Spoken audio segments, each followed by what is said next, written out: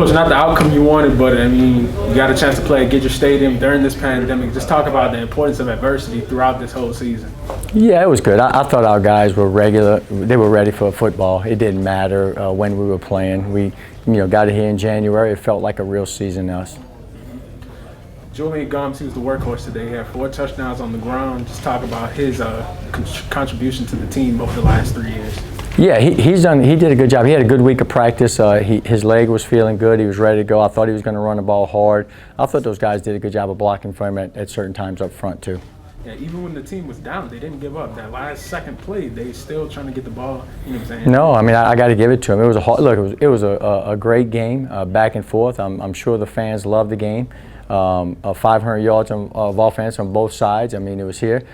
We just can't turn the ball over in those situations and expect to win a game like this. Coach, you're talking about the defense. Your secondary had a lot of rotations worth of players. Number 16, Jordan Jackson, wasn't out there. Just talk about it. Yeah, we had we got a bunch of guys that can get in there and play. We confident with them. We got some young guys in the back end, and they got take their licks and take their wounds. From Cole Kelly's a good quarterback, and he knows what to do with the ball. They had some good receivers. We just got to do some better things. Got to be a little bit more disciplined. All right, Drew, just talk about your 4 touchdown game. Being able to impact on the ground. I know that was one of the big things we had to come in the game was run the ball.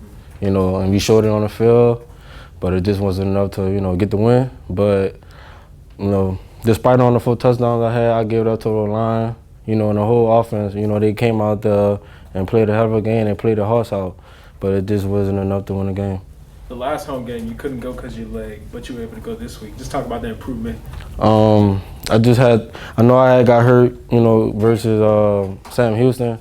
Banged up, but I had to come back. I had no choice, even if I wasn't 100% like going into this game, but I still come out and I fight, and that's what I do.